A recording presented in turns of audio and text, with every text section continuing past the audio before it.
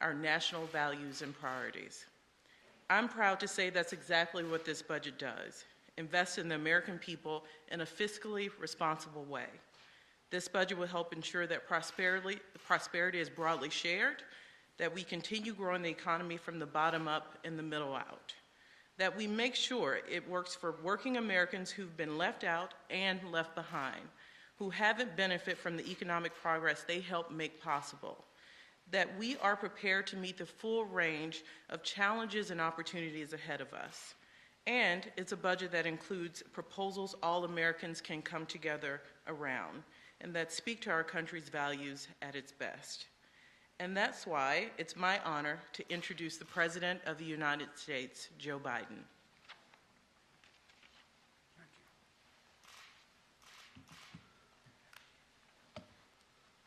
Well, good afternoon, folks.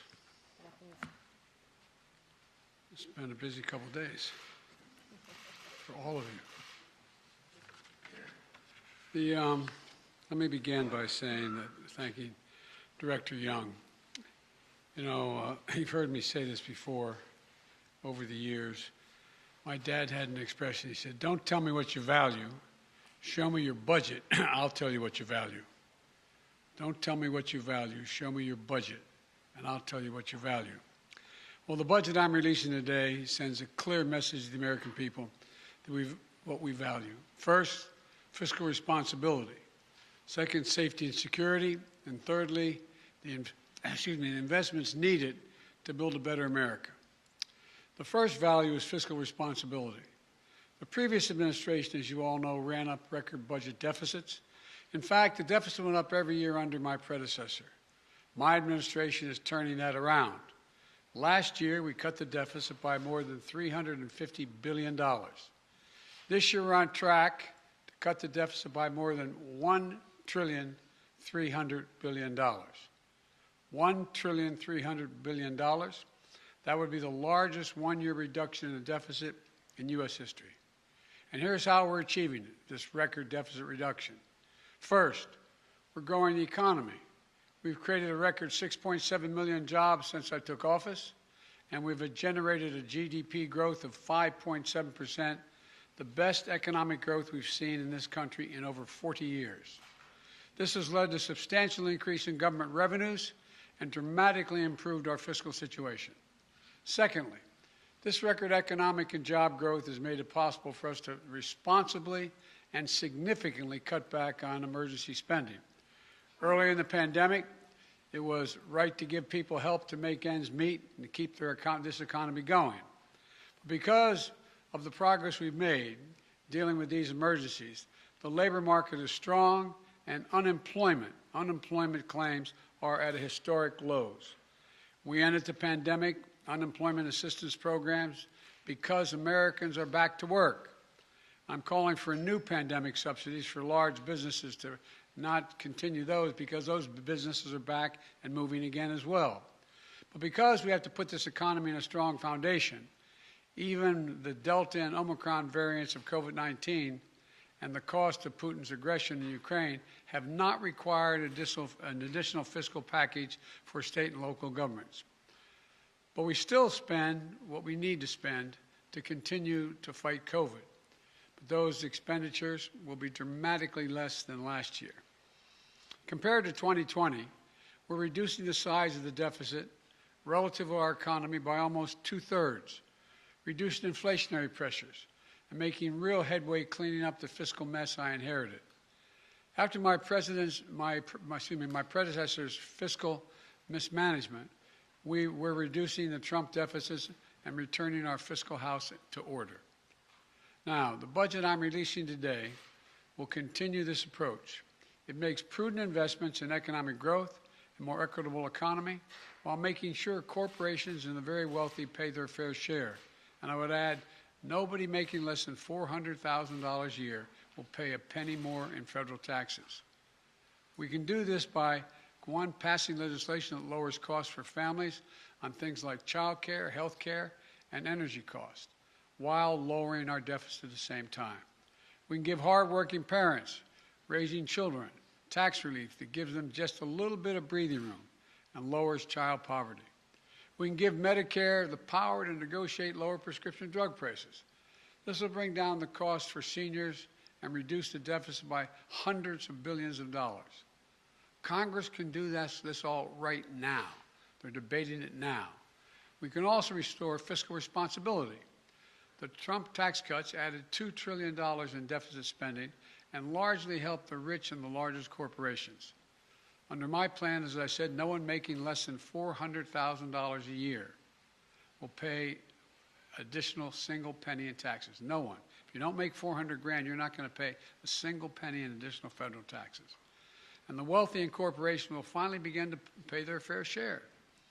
For most Americans, the last few years were very hard, stretching them to the breaking point. But billionaires and large corporations got richer than ever. Right now, billionaires pay an average rate of 8% on their total income. 8%, that's the average they pay. Now, I'm a capitalist, but if you can make $1 billion, great. Just pay your fair share. Pay a little bit. A firefighter and a teacher pay more than double the tax rate that a billionaire pays. That's not right. That's not fair. And my budget contains a billionaire minimum tax because of that. A 20% minimum tax that applies only to the top 1/100 of 1%. 1/100 of 1% of the Americans will pay this tax. The billionaire minimum tax is fair, and it raises $360 billion that can be used to lower costs for families and cut the deficit. As I said, my budget also ensures the corporations pay their fair share. In 2020, there were 50 Fortune 500 companies that made $40 billion in profit combined, but didn't pay a single solitary cent in federal taxes. My budget raises the corporate tax rate to 28%, far lower than the rate it was between World War II and 2017 when it was lowered as it is today. Last year, I rallied more than 100, some of you were overseas with me, 130 countries to agree to a global minimum tax for corporations doing business in their countries, to put an end to a tax system that rewards multinational corporations for shipping the jobs and profits overseas and avoiding taxes at home. It's my hope that Congress enacts this law this year so I can sign it and we can get to work. The second value my budget reflects is security. Security at home and security abroad. My budget tackles security in two key ways. First, it secures our communities at home. This is an issue families in every part of the country face. I've said it before. The answer is not to defund our police departments. It's to fund our police and give them all the tools they need, training and foundation and partners and protectors that our communities need. The budget puts more police on the street for community policing, so they get to know the community they're policing, allows the Bureau of Alcohol, Tobacco, and Firearms and the FBI to hire the agents they need to help fight gun crime and other violent crimes in our communities, and funds body cameras and make sure police work with our local communities and are accountable to these communities.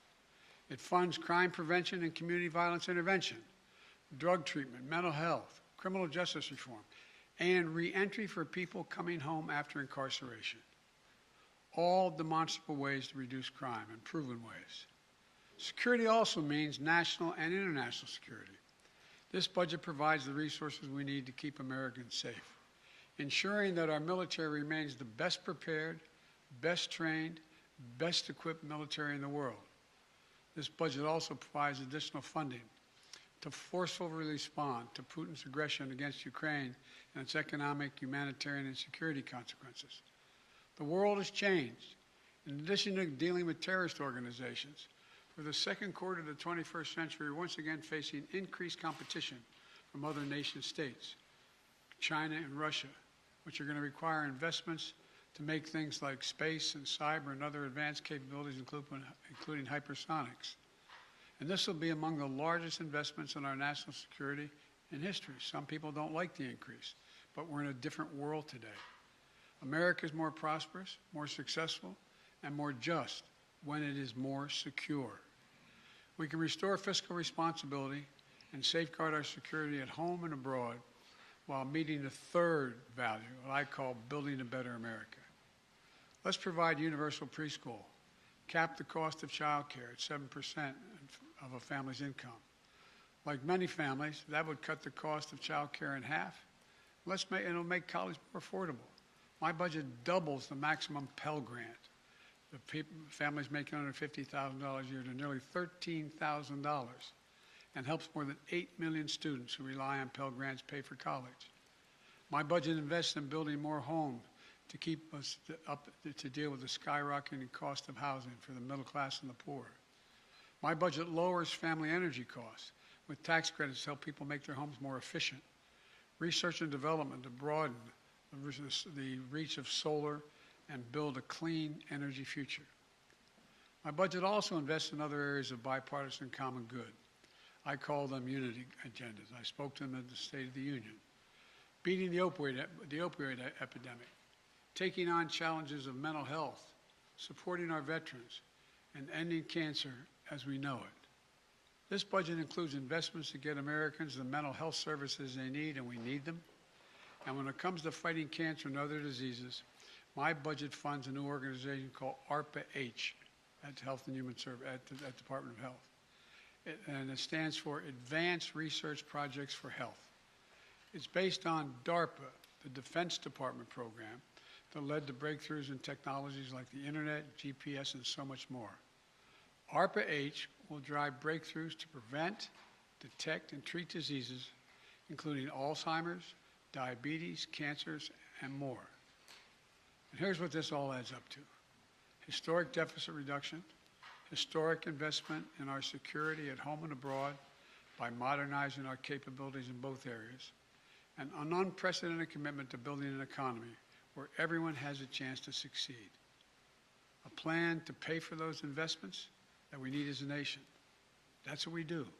So I look forward to working with the members of Congress, Democrats, Republicans, and Independents, to deliver this budget and keep delivering for the American people. I want to thank you all. May God bless you all. May God protect our troops. Let me, Kelly O'Donnell, NBC. Thank you, Mr. President. Do you believe what you said? Thank you, sir.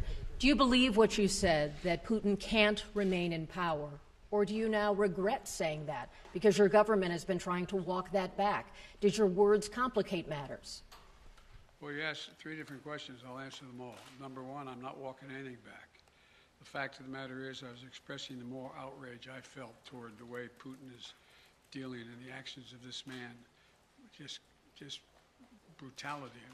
Half the children in Ukraine. I just come from being with those families.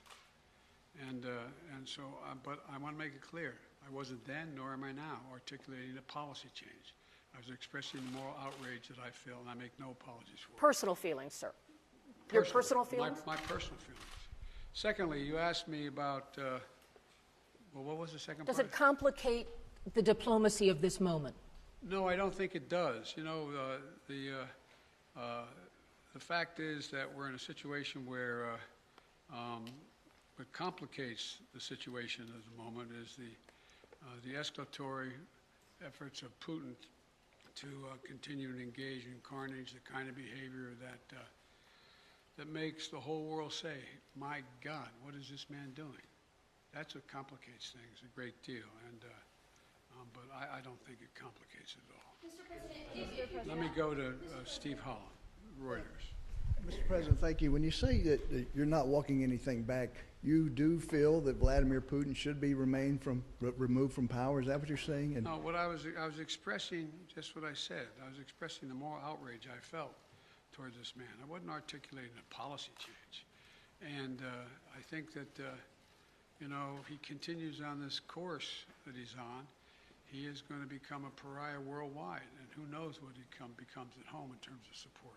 And just to follow up, are you concerned this remark might escalate the conflict? No, I'm not. I'm not at all. Look. Look, Thank you. and you know, look, the other thing is that a couple people have asked me as well, might as well speak to it unless you want to ask the question, but you know, that other governments have suggested that this is a problem, I'm escalating things. No. And has it weakened NATO? No, it hadn't. NATO has never, ever been as strong as it is today. Never. So if saying he cannot remain in power does not mean regime change, what does it mean in your opinion? It means that I would hope it was expressing my outrage. He shouldn't remain in power. Just like, bad people shouldn't continue to do bad things. But it doesn't mean we have a fundamental policy to do anything to take Putin down in any way. What made you add that? Because that wasn't in your prepared remarks, we were told. So what made you add that at the end, Mr. President? Because I was talking to the Russian people. The last part of the speech was talking to the Russian people, telling them what we thought. And I was communicating this to not only the Russian people, but the whole world. This is just stating a simple fact that this kind of behavior is totally unacceptable. Totally unacceptable. And the way to deal with it is to strengthen and keep NATO completely united and help Ukraine where we can. Cleve, you had a question. Where is he? Thanks, Mr. President. On your budget, you've said repeatedly at the State of the Union that you're not for defunding the police. I do wonder how much emphasis you think should be put on alternative forms of crime prevention, not just defunding the police, but crime reduction in communities. Oh, a significant amount. I've laid that out in detail in the budget. For example, we do know that intervention programs work. We do know that what police need, they need psychologists in the department as much as they need extra rifles. They need people who are in the department who can deal with the crisis that the police are going through as well, dealing with their crises, dealing with their mental state and how they're handling things. They need social workers engaged with them. I lay it all out. And it all works. If you see these community intervention programs, they work. They actually reduce crime. They significantly reduce crime. So that's a big piece of it. Just a follow-up. Is any of it related to political pressure from Republicans saying that Democrats are soft on crime, that you guys are careening to the left? Isn't it kind of fascinating? When I first got elected, I was being beat up because I supported the police too much for the previous 30 years. No, that's what I think. Ozma.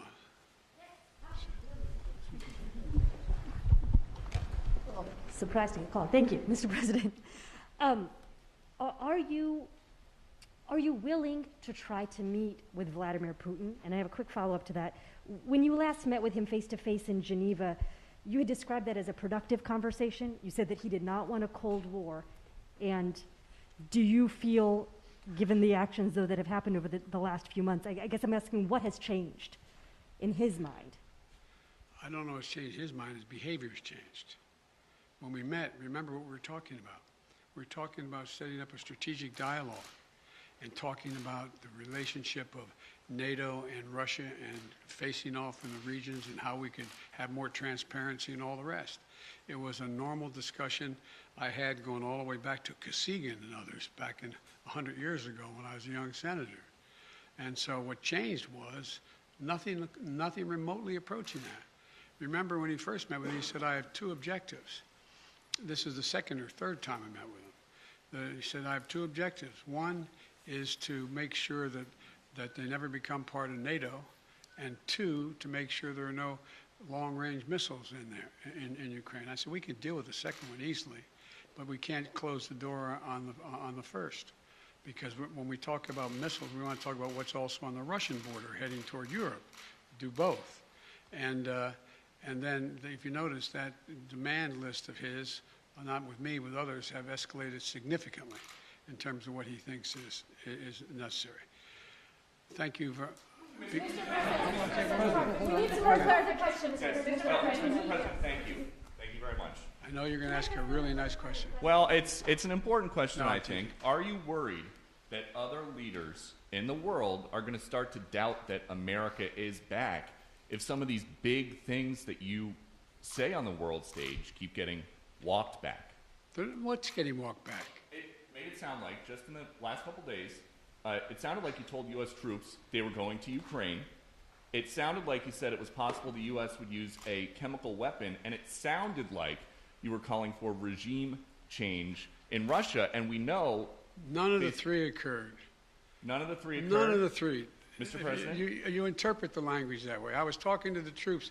We were talking about helping train the troops that are the Ukrainian troops that are in Poland. That's what the context. I sat there with those guys for a couple hours. That's what we talked about. So when you said you're going to see when you're there, you were not intending to I was see US referring to meeting with and talking with the Ukrainian troops who were in Poland. And when you said a chemical weapon use by Russia would trigger a response in kind, It will trigger a significant response. what does that mean? I'm not going to tell you. Why would I tell you? You got to be silly. The world wants to know? The world wants to know a lot of things. I'm not telling them what the response would be. Then Russia knows the response. All right, I'm going to take two more questions. One, two. Mr. President, thank you. I still want to get back to your original words that he cannot remain in power. Can you help us understand, you have more foreign policy experience than any president who has ever held this office. Whether those are your personal feelings or your feelings as president, do you understand why people would believe you, as someone commanding one of the largest nuclear arsenals in the world, saying someone cannot remain in power is a statement of U.S. policy? And also, are you concerned about propaganda use of those remarks by the Russians? No and no. Tell me why. You have so much experience. You are the leader of this country. Because it's ridiculous. Nobody believes we're going to take down. I was talking about taking down Putin. Nobody believes that. Number one. Number two, what have I been talking about since this all began? The only war that's worse than one intended is one that's unintended. The last thing I want to do is engage in a land war or a nuclear war with Russia. That's not part of it. I was expressing my outrage at the behavior of this man. It's outrageous. It's outrageous. And it's more an aspiration than anything. He shouldn't be in power. People like this shouldn't be ruling countries, but they do. The fact they do, but doesn't mean I can't express my outrage about it. Last question. Thank you. You've said that you're confident that your comment won't undermine diplomatic efforts. But just to be clear, are you confident that Vladimir Putin sees it that way, that he will not use this as an escalatory... I don't care what he thinks. Look, here's the deal. He's going to do what he's going to do. Putin, look... But you're not concerned that he may see your language and view that as a sign of a reason for escalation, use that as an excuse to escalate, given his recent behavior? Given his recent behavior, you should... Excuse me, I shouldn't say that to you. Given his recent behavior, people should understand that he is going to do what he thinks he should do, period. He's not affected by anybody else, including, unfortunately, apparently his own advisors. This is a guy who goes to the beat of his own drummer. And the idea that he is going to do something outrageous because I called him for what he was and what he's doing, I think is just not rational. You didn't say whether you'd meet him again. Would you meet with President Putin ever again? It depends. No, it's not a question of the question is there something to meet on that would justify him being able to end this war and be able to rebuild Ukraine? That's the issue. Can you just say yes or no, Mr. President, whether or not you would be willing to meet with President Putin It depends on what he wants to talk about. Thank you. Okay, last question. What if he wanted to talk about negotiations? Now, what if he Hello, wanted to... you said Supreme Court. Now, don't play that. Well, you can't leave that hanging. You're- Just real quick, two matters on the Supreme Court. While you were away, there were reports about the wife of Justice Thomas and texts that she had with former White House Chief of Staff Mark Meadows. Should Justice Thomas recuse himself from any cases involving the January 6th insurrection or former President Trump at this point? I leave that to two entities. Okay, go ahead. Oh, go ahead. Ask the second question. No, two entities. Go ahead. Sorry. One, the January 6th committee, and two, the Justice Department. That's their judgment, not mine to make. So, on Justice Thomas recusing, you don't think he should, or? I said that. I told you. Those things get into legal issues. That, in fact, I told you I would not tell the Justice Department what position to take or not take. And I'm not going to instruct the Congress either. And did you get any chance to watch much of the Judiciary Committee I hearings didn't get a last chance week? to see any of it, unfortunately. The fact that Republicans were questioning Judge Jackson on matters like former sentences related to child pornography cases or the definition of a woman, does that, as the former chairman of the Judiciary Committee, make sense to you? Look, this is one of the most qualified nominees ever nominated for the Supreme Court in every respect, in terms of her disposition, her intellectual capacity, her experience and background, serving on three additional courts, a woman who is totally, thoroughly qualified, and will be a great addition to the court in my view. Thank you. Thank you, Mr. President. Thank you, sir. Do you think that Russia is behind the alleged poisoning of those Ukrainian